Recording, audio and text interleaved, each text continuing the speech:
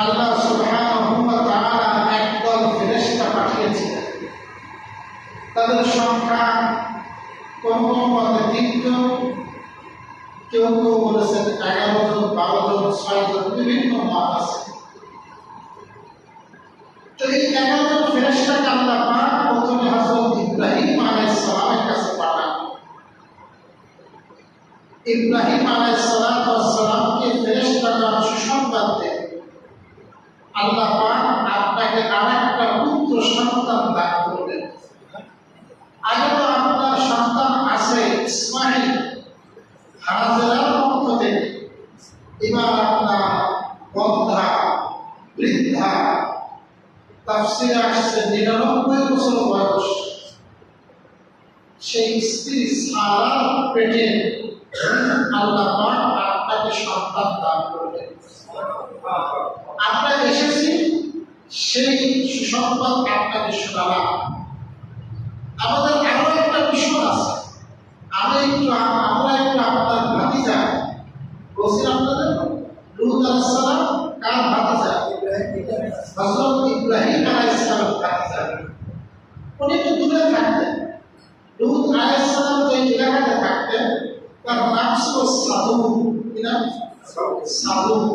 একটা বিশাল বড় রাস্তা ছিল, মূল কেন্দ্র ছিল। আমরা সেখানে যাচ্ছি। তখন ইব্রাহিম আলাইহিস সালাম বললেন, কেমন যাচ্ছে? ফামা হাব্বুকুম আইয়ুহাল মুরসালুন।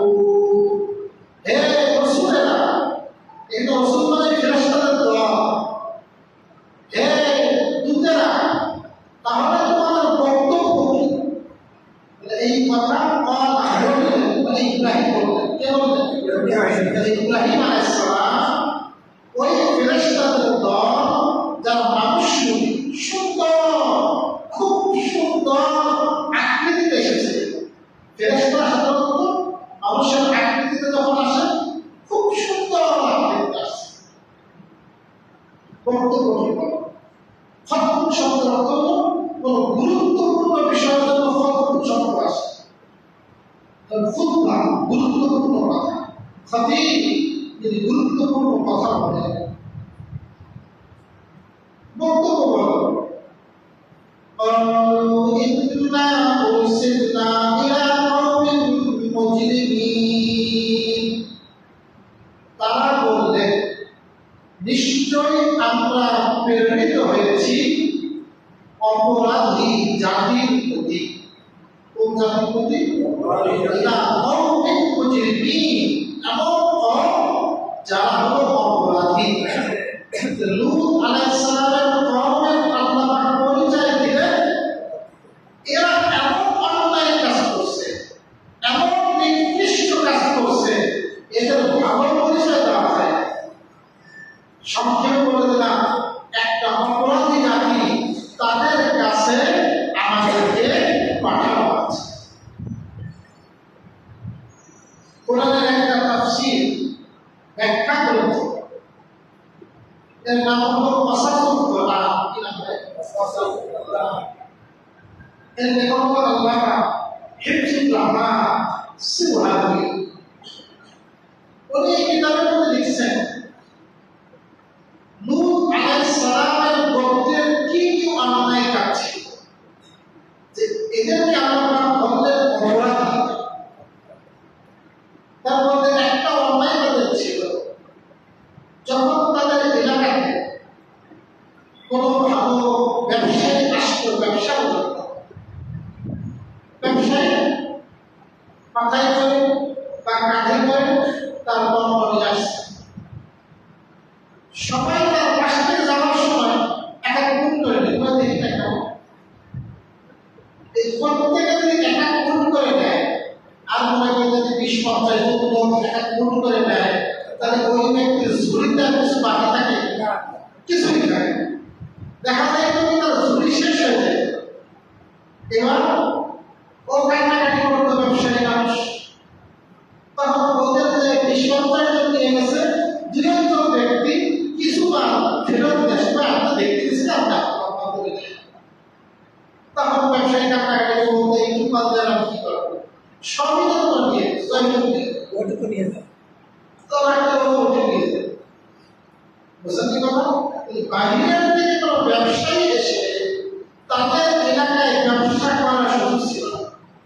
আমাদের মধ্যে কিছু স্যাচরা আছে, বাধা পেয়েছে না, সব চাষ করে কিনে নিয়েছে, কেন কিনে কিনে 5 টাকাও তো বাধা দেয়, প্রত্যেক দিন হয়তো 2 সাইডে নিয়ে খাবে। আচ্ছা, এদেরকে কি বলে? স্যাচরা বলে। কোন কিনে দিয়েছে আল্লাহ ওই কারণে কথা টাকা শেষ ভালোই তো লাগতেছে, খাতে আছে। হ্যাঁ, যদি বিক্রেতা অনুমতি দেয়, ভাই আপনাকে খা, অনেক ক্রেতা খেতে চায় না, ওরা জোরাজোরি করে, ভাই আপনি খা, আমি খাবো না, তাও জোরাজোরি করে, তখন আপনি খেলে সমস্যা নেই, বলছে তার পণ্য বিক্রির জন্য, কিন্তু তার অনুমতি নেই, কিছু নেই, পটাপট হয়ে যায়, খেয়ে দিলেন, এগুলো শেষ পায়, কি বলে? ঠিক না, এই কাজটা নেই। তো ওদের মধ্যে এই ব্যবসায়ীদের মা এইভাবে লুট করা একটা জঘন্য মামলায় ছিল। এই লুটের আর অন্যায় ছিল যখন ওরা এক জায়গায় জমা হতো আর বাহিরের কোনো ব্যক্তি আসতো, তাকে নিয়ে হাসি তামাশা আঘাত করত, কখনো কখনো পাথর দিয়েও আঘাত করত। হযরত ইব্রাহিম আলাইহিস সালাম আর হযরত লূত আলাইহিস সালাম বলছি পাশাপাশি থাকে। তো ইব্রাহিম আলাইহিস সালাম চাচা কিছু একটা সংবাদ দিয়ে ওনারা গোলামকে পাঠিয়েছেন যা লূতের কাছে, তারা খাবে। ওই মহল্লা থেকে যখন যাচ্ছেন, ওই কওমে লূতের এক ব্যক্তি পাথর মাথায় লেগে রক্তাক্ত হয়ে গেছে।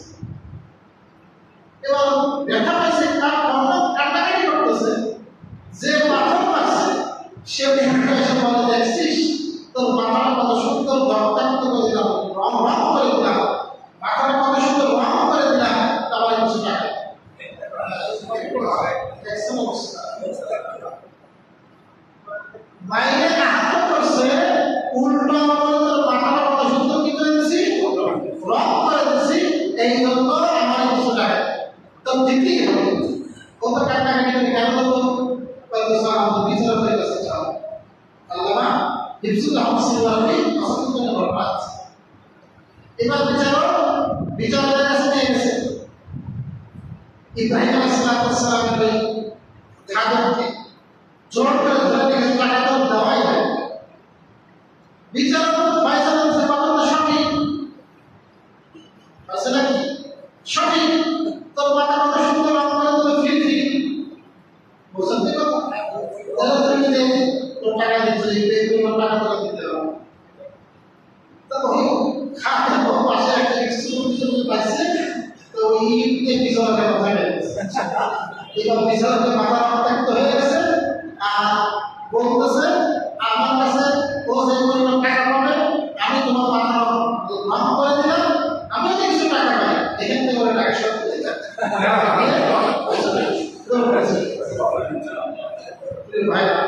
আমার হাসি, কিন্তু এই পরিমাণ জাহাল, এই পরিমাণ মূর্খতা, এই পরিমাণ অজ্ঞতা ওই কওমে লূতের মধ্যে সবচেয়ে নিকৃষ্ট যে কাজ ছিল সেটা হলো পুরুষে বৈধন। পৃথিবীর ইতিহাসে হযরত লূত আলাইহিস সালামের কওমের আগে পৃথিবীতে এরকম মসজিদ পাওয়া যায় না যে কোনো মানুষ এক পুরুষ আর এক পুরুষের সাথে বৈঠক করতে পারে। ধারণা হচ্ছে উমাইয়া খলিফা ওয়ালিদ ইবনে আব্দুল মালিক উনি বলেন, যদি আল্লাহ পাক একজন পুরুষ আর একজন পুরুষের সাথে কুকর্ম করতে পারে, এই কথা কোরআনে আলোচনা না করতেন, আমার তো কল্পনাও আসে না কোন মানুষ এরকম নির্দিষ্ট কাজ করতে পারে। হযরত লূত আলাইহিস সালাম যখন দেখলেন তার এই কাজ, বিবাহের দিকে যায় না, বিবাহের দিকে তাদের আগ্রহ নাই, ওই তারা পুরুষে বৈঠক করে। বর্তমান সময়ে বিশ্বের অনেক দেশে এই সিস্টেম চালু হয়েছে, কওমে লূতের কাজ। ওরা বিবাহ করতে তৈরি না, সংসার নেয়, যখন তারা বলেছে ছেলের সাথে করতে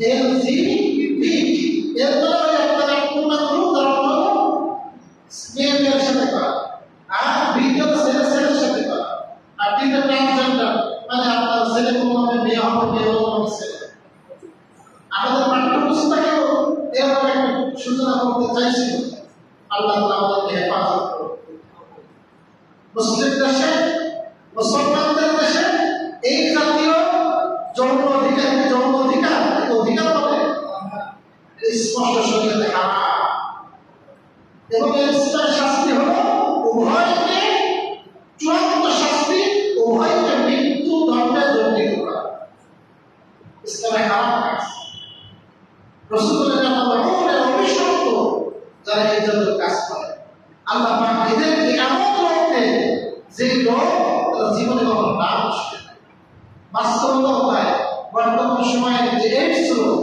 মহামারী না বিভিন্ন জায়গায় ছড়িয়ে যাচ্ছে এই এইডস রোগের মূল কারণ হলো এই পুরুষ বা এই জাতীয় উৎকল্প কাজ জানতে হলে শিখতে হবে ওদের বক্তব্য যদি করো শিখে তাহলে এই রোগটা তোমার না হয় আওয়াজকে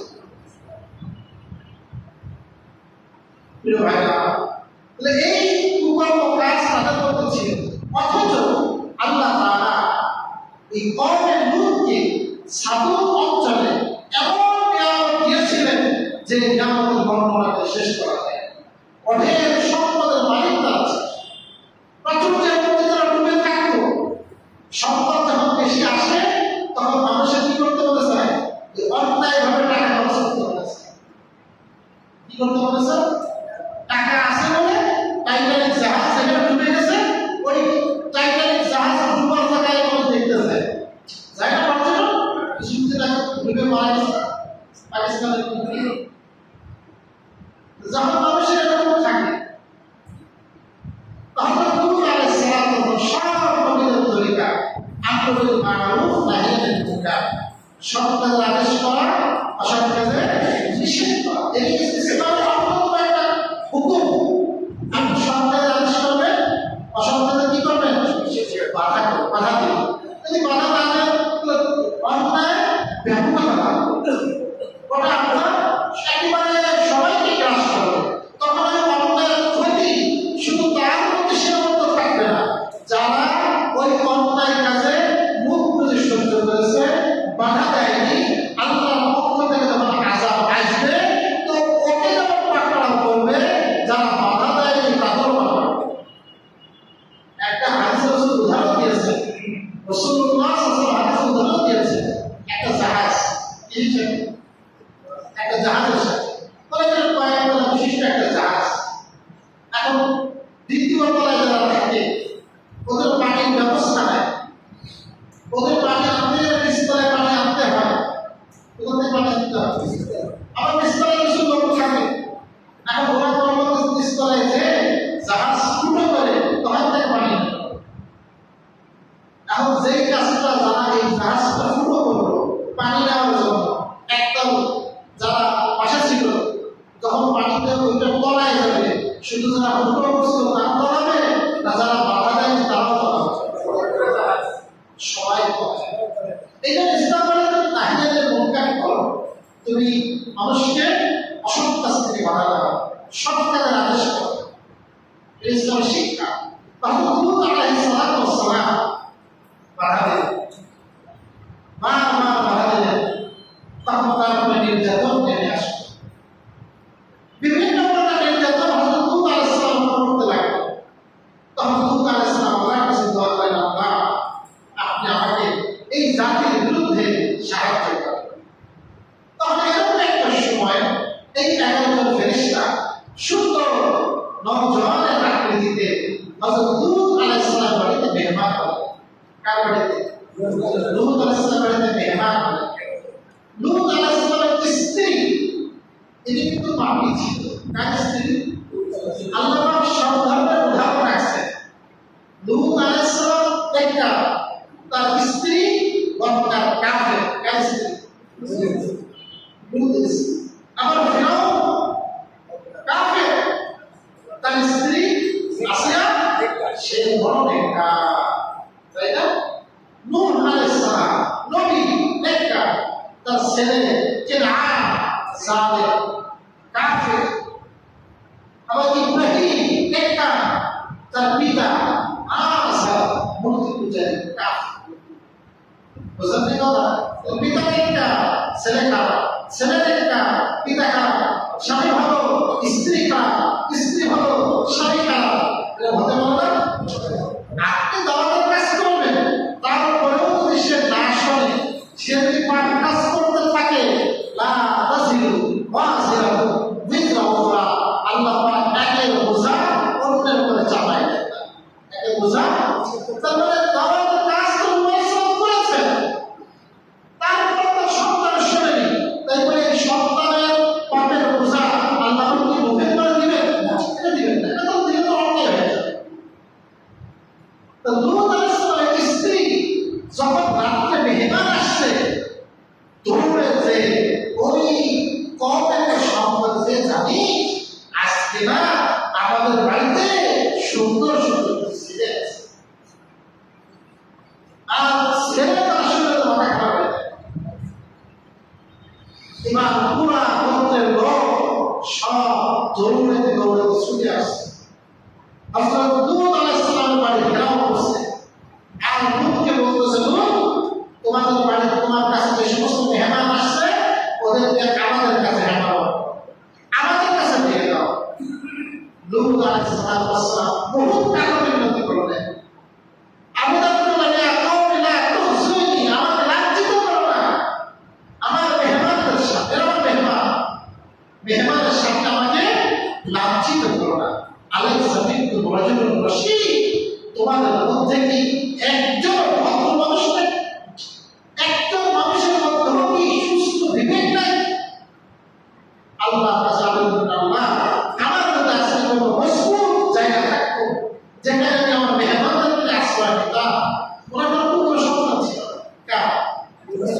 লূত আলাইহিস সালাম। ওনার দুইটা মেয়ে ছিল, ওর পুত্র সন্তান ছিল। আর উনি ওখান থেকে হিজরত করে আসছেন আত্মীয়-স্বজনে, মানে উনি সামাজিকভাবে কিন্তু দুর্বল। একজন মানুষ অন্য জায়গা থেকে এখানে এসে বাড়িতে ভাড়া বসবাস করবে, আর যারা আদি আছে এখনো হয় না। তো লূত আলাইহিস সালাম অন্য জায়গা থেকে আসছেন, যার কারণে দুর্বল ছিলেন, পুত্র সন্তান নেই, জ্ঞাতি গোষ্ঠী নেই, কিছু নেই। উনি আল্লাহর কাছে আবেদন করেন, আল্লাহ কতই না ভালো হইতো আমার একটা মজবুত কোনো জায়গা থাকতো যেখানে মেহমানদেরকে আমি রক্ষা করতে পারতাম। এরপর থেকে রাসূল কারীম সাল্লাল্লাহু আলাইহি ওয়াসাল্লাম বলেন, লূতের দোয়ার কারণে পরবর্তীতে আল্লাহ যত নবী পাঠিয়েছে মজবুত দুর্গের মধ্যে পাঠিয়েছে। তার মানে তাদের জ্ঞাতি গোষ্ঠী আছে, আত্মীয়-স্বজন আছে, যাতে করে কোনো আক্রমণ আসলে তারা প্রতিহত করতে পারে। আমার নবীও আব্দুল মুত্তালিবের ঘরে আসছে, তার পুত্র আব্দুল্লাহ, তার পুত্র মুহাম্মদ।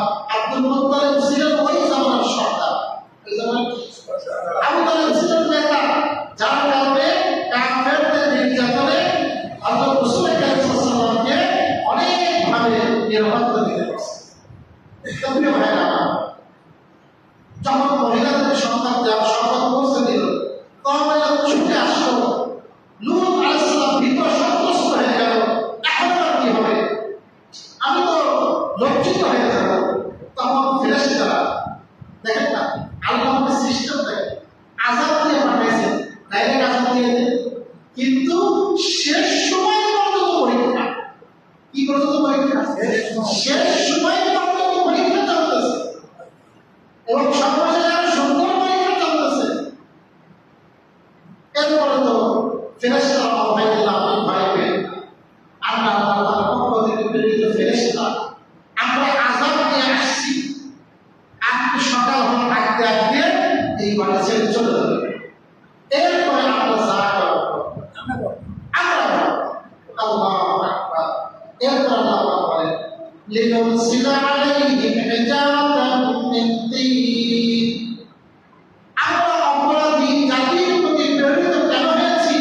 তাদের প্রতি মাটি, পুরানো মাটি, পাথর নিক্ষেপ করার জন্য। কি নিক্ষেপ করার জন্য? মাটির পাথর। ওরা যখন আসছিল প্রথমে, হযরত জিবরীল আলাইহিস সালাম দাঁড়াতে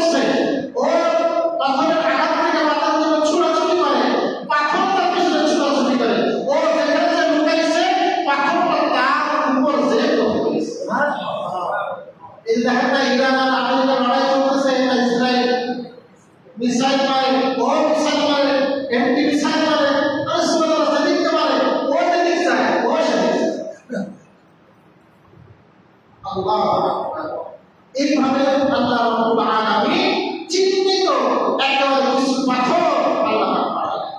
আল্লাহ বলেন মুসাওয়ামাতান ইনদা রাব্বিকা লিল মুসরিফিন, তোমার প্রতিপালকের নিকট চিহ্নিত এই পাথরগুলো স্পেশাল, এই পাথরটা অমুকে, এই পাথরটা অমুকে, এর চিহ্নিত ছিল। এটা হলো তাদের জন্য লিল মুসরিফিন, যারা ইসরাফকারী, যারা বাড়াবাড়ি করছে। এটা বাড়াবাড়ি কাজ না, এর থেকে তারা বাড়াবাড়ি করে। একটা কুকুরের মধ্যেও অভ্যাস নেই, সবচেয়ে নিকৃষ্ট প্রাণী শুকরের মধ্যে আছে। কোনো কুকুর পানি কুকুর পুরুষের সাথে তোমার হয়, এটা কুকুরের মধ্যে নেই, শুকরের মধ্যে নেই। এই জন্য আল্লাহ রাব্বুল আলামিন বলছে আমি মানুষকে সৃষ্টি সেরা বানাইছি, কিন্তু আবার যখন এই মানুষটাই পাপ করে, কুকর্ম করে, আমি একেবারে আসলে সাফিলি সূরা ৩ এর মধ্যে পড়ি না আমরা, সূরা কি পড়ি? সূরা ৩ ওয়াসাইতুন ওয়া তুরি সিনিন ওয়া হাদাল বালাদিল আমিন লাকাদ খালাকনাল ইনসানা ফি আহসানি তাকওয়িম সুম্মা রাদাদনাহু ফি আসফালিস সাফিলিন। আমি তাকে সুন্দর বানাতে বানাইছি, আবার তাকে একেবারে নষ্ট করে দিই, একেবারে হিরো বানাতে বানাই দিই। আল্লাহ রাব্বুল আলামিন মানুষ বসে একেবারে বসে আল্লাহ রাব্বুল আলামিন দিলাম ফাআখরাজনা মান কানা ফিহা মিনাল মুমিনিন, ফাআখরাজনা আমি বের করে আনলাম মান কানা ফিহা যারা তার মধ্যে ছিল মিনাল মুমিনিন মুমিনদের মধ্যে থেকে। তাহলে প্রথমে তো ঝাপটা দিয়েছে, সব রক্ত হয়ে গেছে, এবার পাথর মাছ কি মাছ হয় পাথর। এরপরে তৃতীয় আযাব হলো হযরত জিবরিল আমি পুরা সাদুক এলাকাটা হযরত জিবরিল হলো 600 টাকা, কত টাকা? ওলা হুসিবতু বিয়াদি জামাআহ, রাসূল কারীম সাল্লাল্লাহু আলাইহি ওয়াসাল্লাম বলেন আমি জিবরিলকে তার আপন আকৃতিতে দুইবার দেখেছি। তার যখন দুইবার আপন আকৃতিতে দেখেছি তখন দেখেছি ওলা হুসিবতু বিয়াদি জামাআহ, তার হলো 600 টাকা। কয়টা? 600। ওই ডানা থেকে নিয়ে একেবারে এইভাবে থেকে হযরত জিবরিল আমি পুরো সাদুক এলাকাকে একেবারে আসমান মতো উঁচু করে দেয়।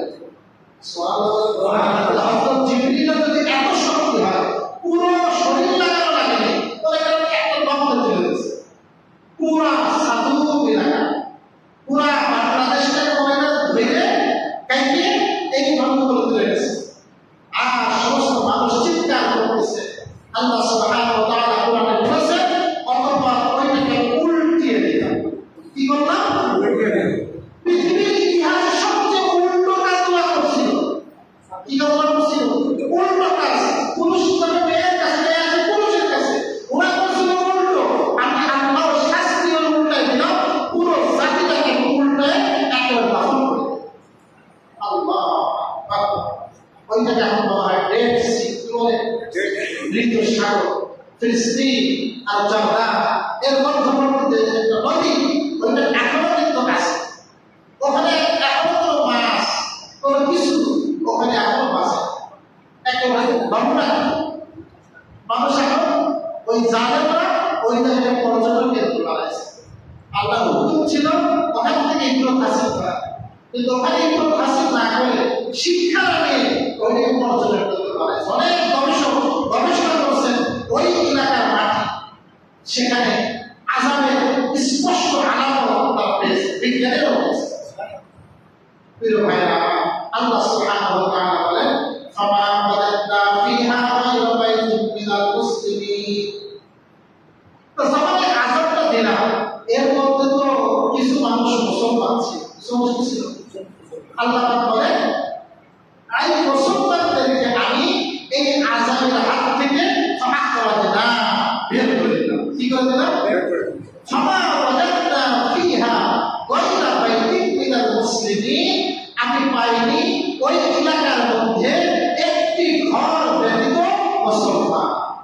মাত্র কয় ঘরে মুসলমান ছিল? মাত্র একটা ঘরে মুসলমান ছিল, আর গোটা সাদুক গোত্র সব কাফের ছিল। সে একটা ধর্কার ঘর অত লুত আলাইহিসসালাম। লুত এক ঘটনা আসছে, লুত আলাইহিসসালাম মুসলমান ছিলেন আর তার দুই কন্যা, এই মাত্র তিনজন। আর কোনো কোনো ঘটনা আসলে আরো কিছু অনুসারীরা ছিল।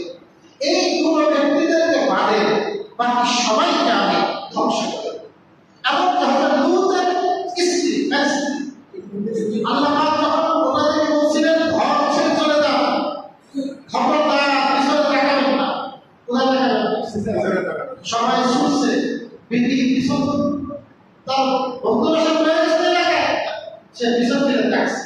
যখন পিছন ফিরে তাকছে, তাকাইছে, ওই মুহূর্তে একটা পাথর এসে তার স্ত্রীকেও ধ্বংস করে দিয়েছে। আল্লাহ রাব্বুল আলামিন বলেন, ওয়া তারাকনা ফিহা আয়াতান লিল্লাযিনা ইয়াখাফুনা আযাবাল আলীম। আমি ছেড়ে দিয়েছি ফিহা আয়াতান, এর মধ্যে নিদর্শন। এই যে ঘটনা, কওমে লূতের ঘটনা, এটা তো শুধু ঘটনা বলার উদ্দেশ্য না, এর মধ্যে নিদর্শন আছে, শিক্ষা আছে। তার জন্য আল্লাযিনা ইয়াখাফুনা আযাবাল আলীম, যে ব্যক্তি কষ্টদায়ক আযাবের ভয় করে। কষ্টদায়ক আযাবে কি করে? যার মধ্যে আল্লাহর আযাবের ভয় আছে, সেই ব্যক্তি কখনো অন্যায় পথে তার যৌন চরিতার্থ করতে পারবে না। আল্লাহ তাআলা বিধান, তুমি তোমার যৌন একমাত্র তোমার হালাল স্ত্রীর মাধ্যমে ভোগ করতে পারবে। স্ত্রী ব্যতীত আর কোনোভাবে এইটা ব্যবহার করার অনুমতি নেই। এবং ইসলামে হস্তমৈথুন এটাও হারাম। ইসলামে স্বামী স্ত্রী সম্পর্ক ছাড়া সবটাই হারাম। আল্লাহ রাব্বুল আলামিন সূরা মুমিনুনের মধ্যে বলেছেন, সফলকাম মুমিন কারা, জান্নাতুল ফিরদাউসের অধিকারী হবে কারা। ওই আলোচনার মধ্যে আল্লাহ পাক বলেছেন, যারা তাদের লজ্জাস্থান হেফাজত করে। কি হেফাজত করে? রাসূলুল্লাহ সাল্লাল্লাহু আলাইহি ওয়াসাল্লাম বলেন, রাসূলের একটা হাদিস বলে শেষ করি, মাইয়াসতালি মা বাইনা লাহইহি ওয়া মা বাইনা শাফাতাইহি আসবাত লাহুল জান্নাহ। মা বাইনা লাহইহি ওয়া মা বাইনা রিজলাইহি আসবাত লাহুল জান্নাহ। রাসূল কারীম সাল্লাল্লাহু আলাইহি ওয়াসাল্লাম বলেন, যদি কোনো ব্যক্তি দুইটা জিনিসের জিম্মাদার হয়, কয় বছর? এই দুইটাকে সে নিয়ন্ত্রণ করবে, এই দুইটাকে সে হেফাজত করবে, আমি নবী বললাম, আমি ওই ব্যক্তি জান্নাতের গ্যারান্টার হয়ে গেছি। আমি নবী একেবারে সুপারিশ করে আমি নবী তাকে জান্নাতে পৌঁছে দেব। তার এক নম্বর হলো মা বাইনা শাফাতাইহি, দুই ঠোঁটের মধ্যে যেটা আছে, মানে তার জিহ্বাকে হেফাজত করতে হবে, মুখকে হেফাজত করতে হবে, মুখের দ্বারা কষ্ট দেওয়া যাবে না, হারাম খাওয়া যাবে না, মুখকে হেফাজত করতে হবে। এক, ওয়া মা বাইনা রিজলাইহি, লজ্জাস্থান হেফাজত করতে হবে। ইসলামে